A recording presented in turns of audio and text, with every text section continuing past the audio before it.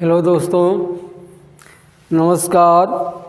YouTube की HP math bye RP channel पर आप सभी लोगों का स्वागत है।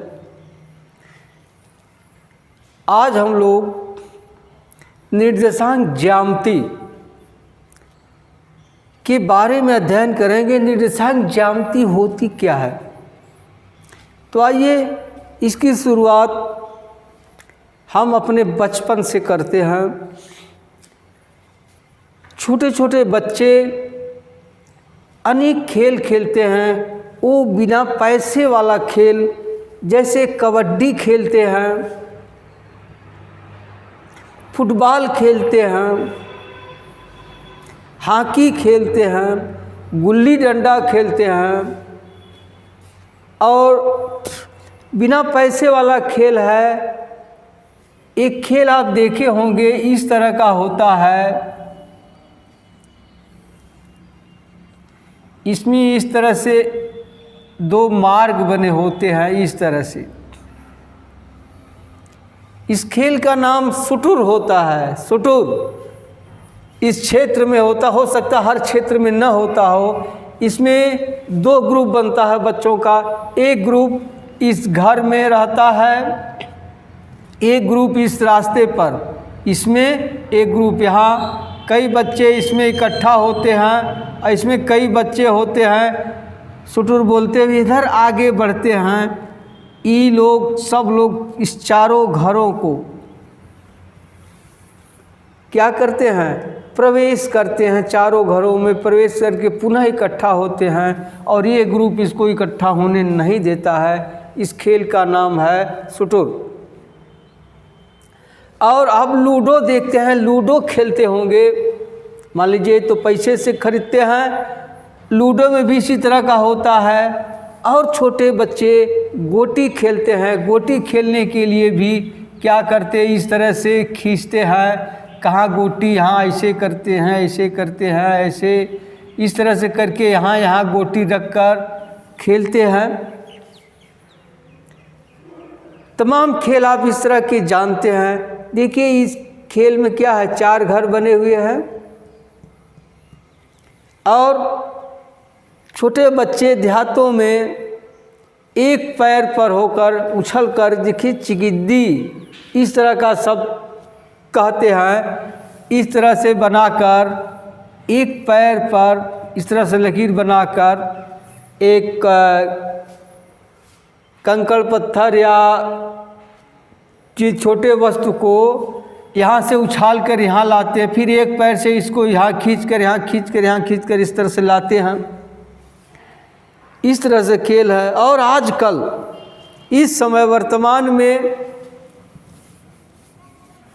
लीली गाय, घड़रोच और तमाम छूटे हुए पशु फसलों को बहुत नुकसान करते हैं।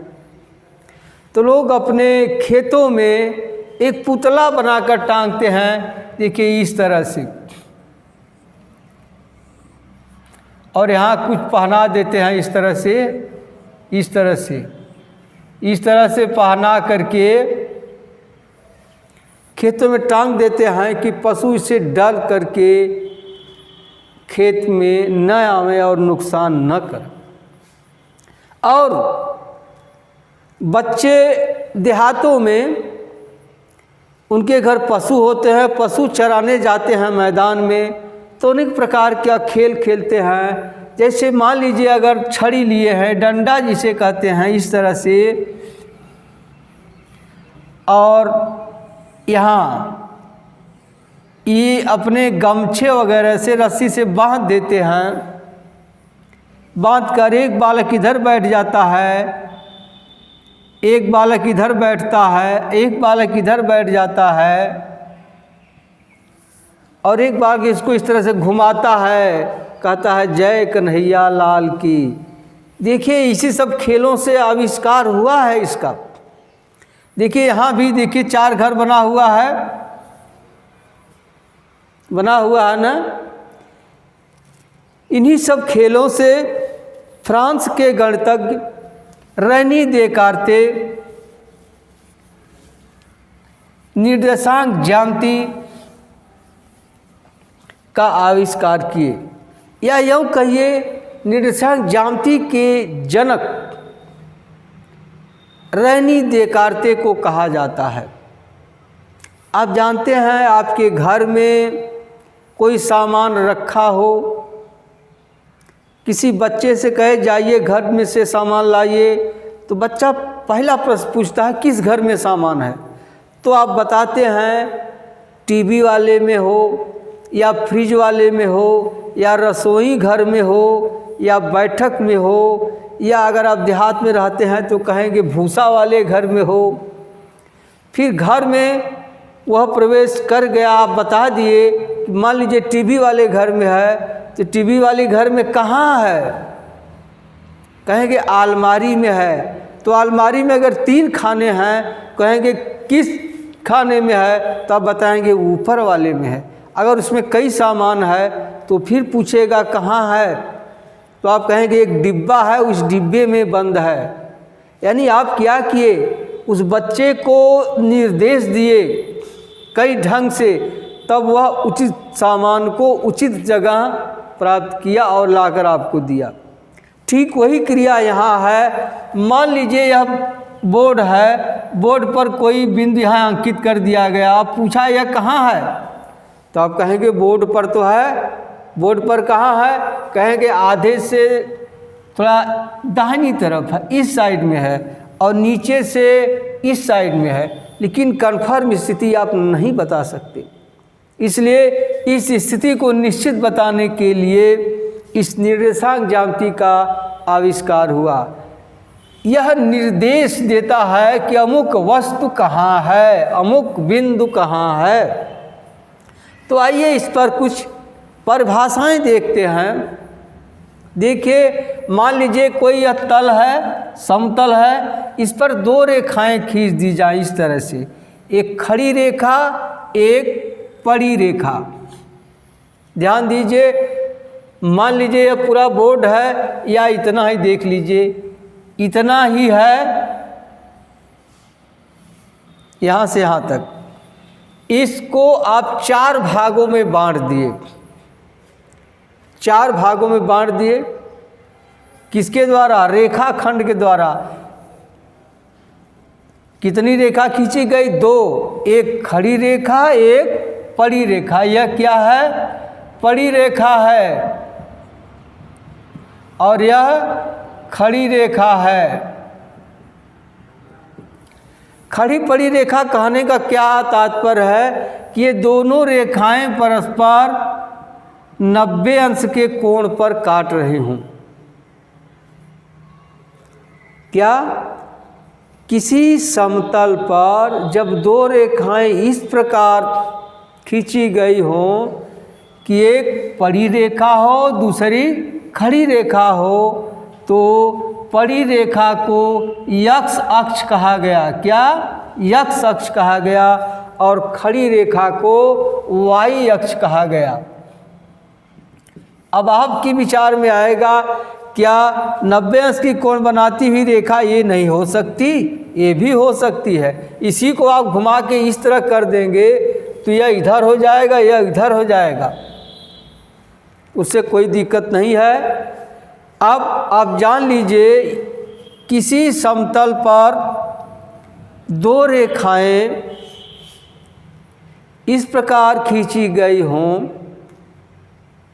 कि एक खड़ी रेखा हो और दूसरी पड़ी रेखा हो, और उनके बीच 90 अंश का कोण बन रहा हो, तो पड़ी रेखा को यक्ष अक्ष कहते हैं और खड़ी रेखा को वाई अक्ष कहते हैं। आप तो कहेंगे इधर यक्ष अक्ष हो गया, तो इधर क्या लिखा जाए, तो वही चीज़ इधर लिख दीजिए, यहाँ यक्ष डैश कर दीजिए, यहाँ वाई अक्ष है तो नीचे वाई डैश कर दीजिए। ठीक। अब जहाँ दोनों रेखाएं परस्पर काट रही हैं, यह मूल बिंदु है। इसे क्या कहते हैं? मूल बिंदु। इसे कहते हैं मूल बिंदु। ठीक। अब देखिए, इसमें 4 घर बन गए। एक देख रहे हैं ना, 1 2 3 4। कितने घर बन गए? 1 2 3 और 4 घर बन गए। इन घरों को कहते हैं चतुर्थांश। क्या कहते हैं? चतुर्थांश।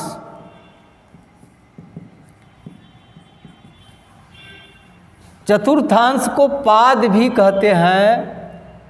अब यह हो गया प्रथम चतुर्थांश या प्रथम पाद, यह हो गया द्वितीय चतुर्थांश या द्वितीय पाद, यह हो गया तृतीय चतुर्थांश या तृतीय पाद, यह हो गया चतुर्थ चतुर्थांश या चतुर्थ पाद। अब इतना जान गए। अब इसको क्या कहते हैं? देखिए ध्यान से, फिर से देख लीजिए। यदि किसी समतल पर दो रेखाएं, एक पड़ी रेखा और एक खड़ी रेखा, एक दूसरे को समकोण पर समद्विभाजित करती हैं, तो पड़ी रेखा को x अक्ष और खड़ी रेखा को y अक्ष कहते हैं। और इस पूरे समूह को समकोणिक निर्देशाक्ष कहते हैं। क्या? समकोणिक निर्देशाक्ष। समकोणिक निर्देशाक्ष। समकोणिक निर्देशाक्ष कहते हैं। समकोणिक बार बार नहीं कहा जाएगा, केवल निर्देशाक्ष कहा जाएगा। ठीक है ना? अब आप जान जाइए कार्तीय तल क्या होता है। जिस तल पर समकोणिक निर्देशाक्ष स्थित होता है वह तल कार्तीय तल कहलाता है। जिस तल पर समकोणिक निर्देशाक्ष स्थित होता है उस तल को कार्तीय तल कहते हैं। या यूँ कहिए, जिस तल पर x अक्ष, y अक्ष और मूल बिंदु स्थित हों वह तल कार्तीय तल कहलाता है। ठीक है, इतना आप समझ आ गया होगा। अब आइए देखिए, मान लीजिए कोई बिंदु यहाँ है, इसकी आपको स्थिति बतानी है, कैसे बताएंगे? समस्या है ना? अब आप कहेंगे यहाँ है, घर में है, चतुर्थांश में है, लेकिन किस चतुर्थांश में है? पहले में है, पहला चतुर्थांश है यह। अब चल रहे हैं आगे।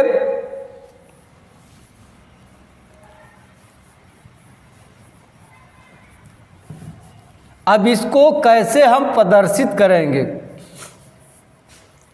देखिए, रास्ता तो यही है। यहाँ है मूल बिंदु,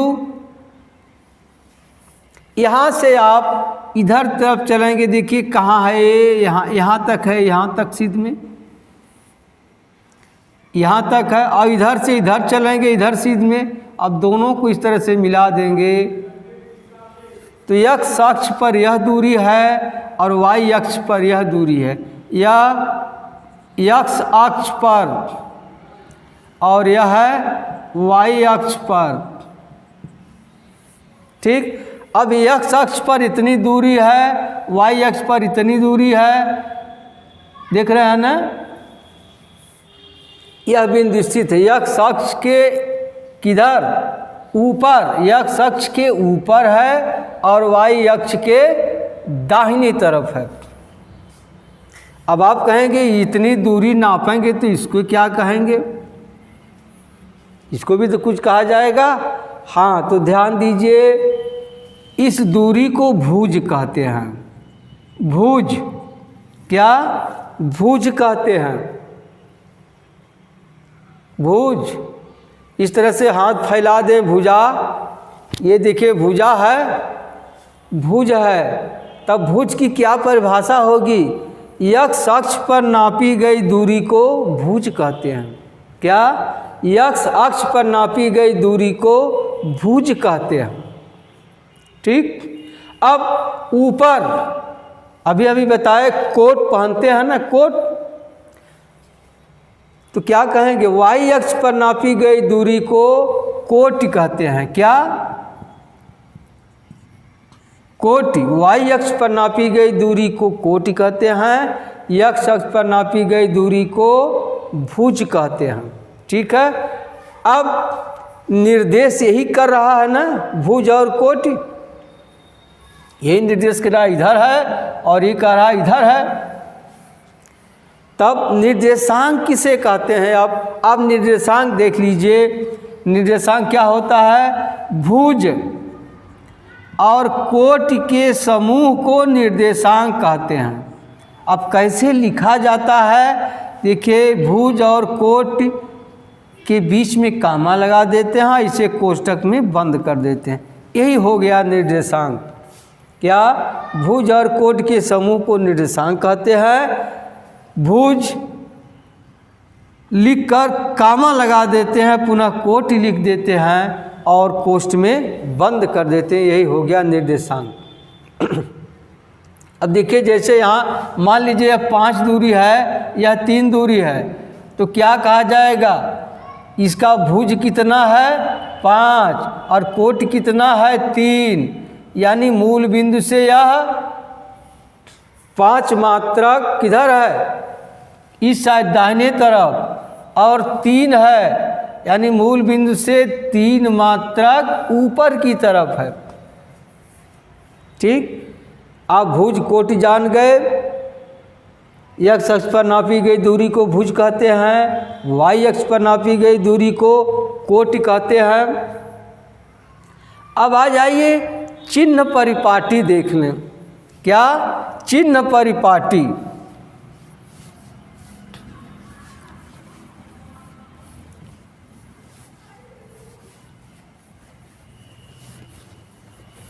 देखिए चिन्ह परिपाटी, आप जानते हैं प्रायः ऐसा होता है, दाहिना हाथ प्रायः सबका मजबूत होता है। प्रायः 100% गारंटी तो नहीं कहा जा सकता, लेकिन प्रायः दाहिना हाथ मजबूत होता है। तो ध्यान दीजिए, दाहिनी तरफ नापी गई दूरी धनात्मक होती है।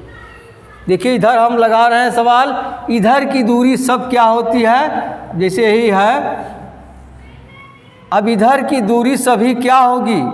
सभी धनात्मक होंगी। ध्यान दीजिएगा, इधर की दूरी दाहिने तरफ नापी गई दूरी समस्त धनात्मक होगी, और बाएं तरफ नापी गई दूरी क्या होगी? ऋणात्मक होगी। बायां हाथ थोड़ा कमज़ोर होता है, इधर की दूरी ऋण होगी। ध्यान दीजिएगा। और हम लोगों का सर कीमती है या पैर? सर कीमती है, क्योंकि तमाम लोग पैर से विकलांग है, फिर भी अगर उनके पास दिमाग है तो अच्छा खासा कमा रहे हैं, काम कर रहे हैं।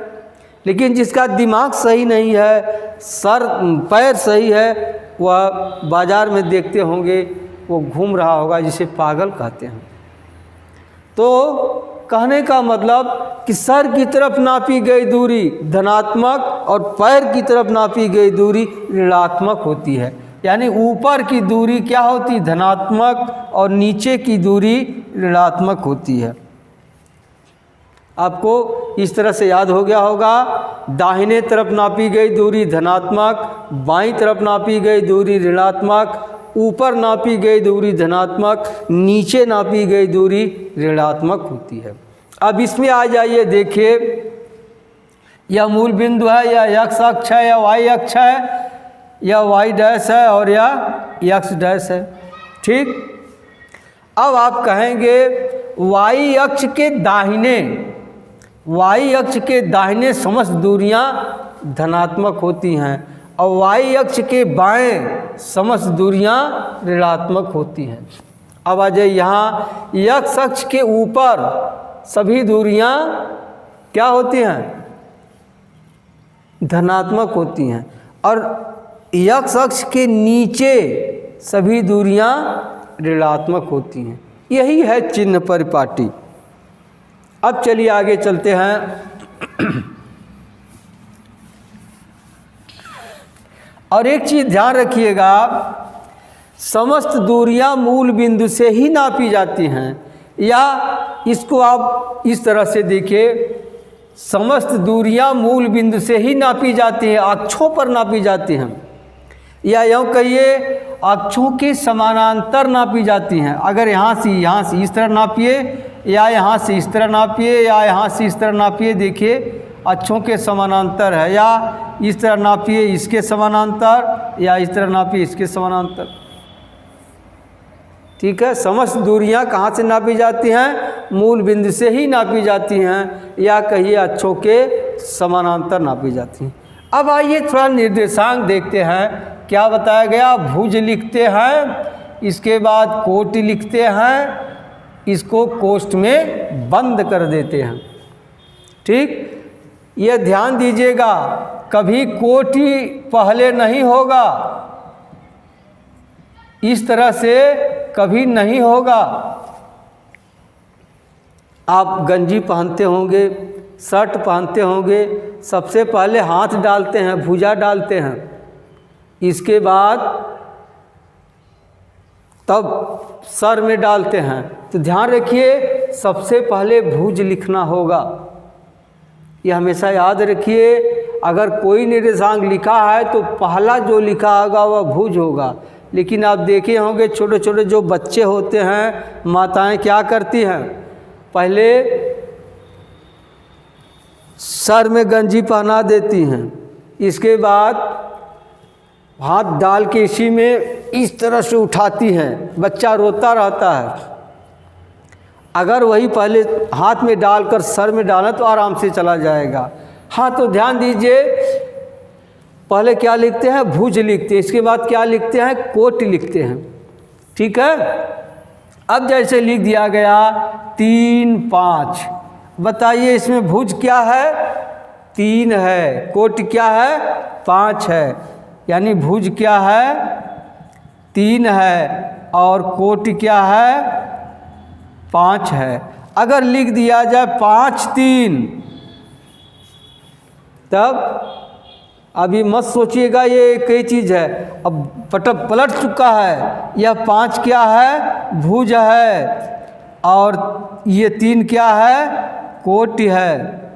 हमेशा ध्यान रखिए, पहले जो लिखा जाता है भुज होता है, जो दूसरे नंबर पर लिखा जाता है वह कोटि होता है। अब इस तरह अगर लिख दिया जाए ये भी कोई निर्देशांक है, क्या यह बी ए के बराबर है? तो आप लिख देंगे गलत है, नहीं होगा, क्योंकि भुज ए है, यहाँ भुज बी है, ये बराबर नहीं होगा। अब आइए हम लोग लुका छिपी खेलते हैं। क्या खेलते हैं? बचपन में हम खेले होंगे लुक्की ढुक्की, लुका छिपी, वही खेल शुरू करते हैं। मान लीजिए यहाँ दे दिया गया ऋण 3 6, कोई बिंदु ए है। अब आपको बताना है यह किस घर में छिपा हुआ है।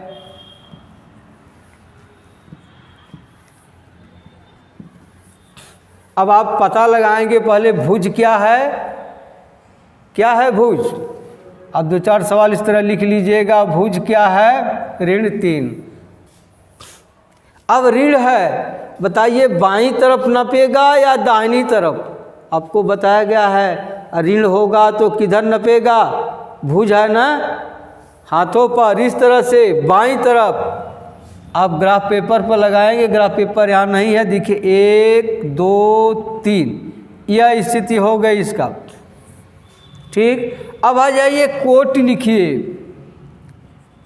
कोटि क्या है? 6 के पहले धन है कि ऋण है? धन है, तो किधर नपेगा? ऊपर, सर की तरफ। कै खाने? 6 खाने, 1 2 3 4 5 6, ये यहाँ हो गया। अभी अभी आपको बताया गया समस्त दूरियां मूल बिंदु से नापी जाती हैं। देखिए मूल बिंदु से नाप दी गई। अब अक्षों के समानांतर आप ग्राफ पेपर पर खींचा रहता है, इस तरह से खींचा होगा, इस तरह से खींचा होगा। यहाँ से वाई अक्ष के समानांतर रेखा और यहाँ से यक्ष अक्ष के समानांतर रेखा, जहाँ दोनों रेखाएं काट दे रही हैं, यही हो गया ऋण 3 6। यानी ये किस घर में है? तो आप लिख देंगे ऋण 3 6 द्वितीय चतुर्थांश में द्वितीय चतुर्थांश में स्थित है। यही है सवाल। अब चलिए दूसरा उदाहरण लेते हैं। मान लीजिए यहाँ है 5 ऋण 6। अब बताइए किस चतुर्थांश में है, वही क्रिया करनी है। 5 देखिए क्या है, कोटि है। धन है कि ऋण है, धन है। किधर नपेगा, दाहिनी तरफ। कै खाने, 5 खाने। 1 2 3 4 5, 5 खाने हो गया। अब यहाँ इसको इस तरह से कर लीजिए। अब कोटि क्या है, ऋण 6 है। किधर नपेगा, कोटि कहाँ नपता है, वाई अक्ष पर। ऋण है तो ऊपर नपेगा, नीचे, नीचे। कै खाने, 6 खाने। 1 2 3 4 5 6। अब यहाँ हो गया। अब इसी के समानांतर इस तरह से, अब यही यह बिंदु हो गया क्या, 5 और ऋण 6। किस घर में स्थित है, देखिए यह पहला घर है, याद कर लीजिए। पहला, यह दूसरा, यह तीसरा और यह चौथा। किस घर में हो गया, आप लिख देंगे यहाँ चतुर्थ चतुर्थांश में। चतुर्थ चतुर्थांश में स्थित है। ठीक। अब चलिए दूसरा लेते हैं।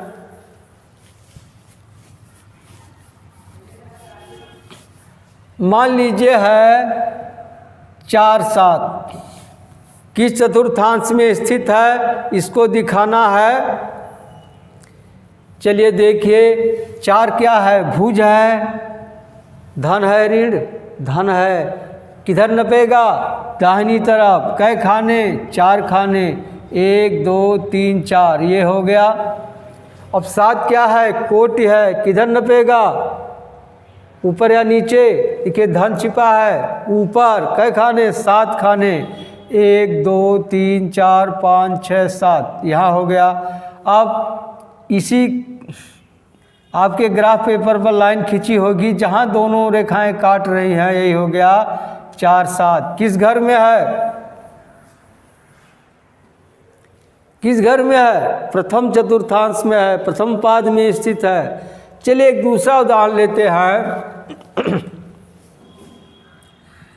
ऋण 3 ऋण 5। देखिए भुज और कोट दोनों ऋणात्मक हैं। भुज है, किधर नपेगा, बाईं तरफ। कै खाने, 3 खाने, देखिए यही है।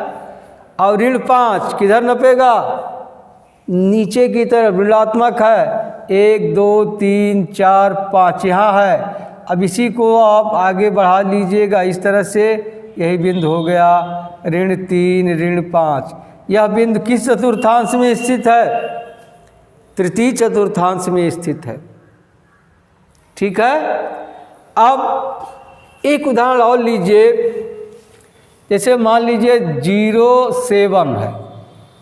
अब बताइए भुज क्या इसका है, 0 है, तो यही रहेगा भुज, होगा ना।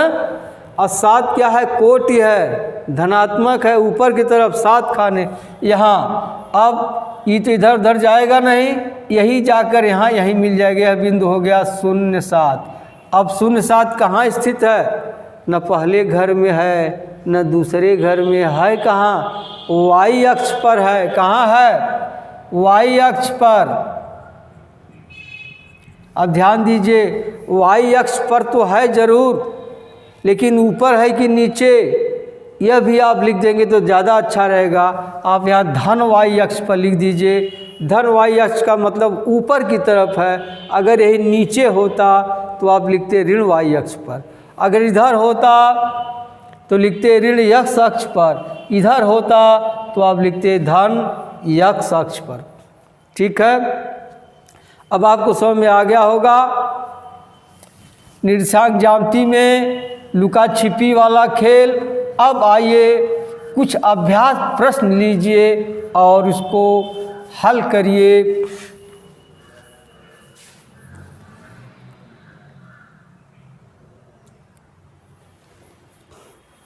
हाँ देखिए, यही प्रश्न है। पहला प्रश्न है कार्तीय तल में निम्न बिंदुओं का स्थान निर्धारण कीजिए। 5 शून्य। देखिए भुज है, कोटि है, यह भुज है, कोटि, सब में भुज पहले है, कोटि चिन्ह सहित देख करके आप उसका निर्धारण कर लीजिएगा। दूसरा है निम्न चित्रों में बिंदुओं के निर्देशांक लिखिए। अब देखिए मान लीजिए ए का लिखना है तो पहले क्या करते हैं, भुज एक्स अक्ष पर नापी गई दूरी 1 2 3 किधर है, बाईं तरफ है, तो यह ऋण 3 होगा ना। अब कोटि ऊपर नापेंगे 1 2 3 4 खाने ऊपर है इसलिए धन होगा, ए का निर्देशांक हो गया ऋण 3 4। इसी तरह से इन सब का आप गिनकर कर लेंगे। ठीक, आपको समझ में निश्चित रूप से आ गया होगा। यदि आपको वीडियो अच्छा लगा हो तो सब्सक्राइब कीजिए, लाइक कीजिए। यदि अच्छा न लगा हो तो डिसलाइक ज़रूर कीजिए। अब मिलते हैं अगली वीडियो में, तब तक के लिए धन्यवाद। जय हिंद, जय भारत।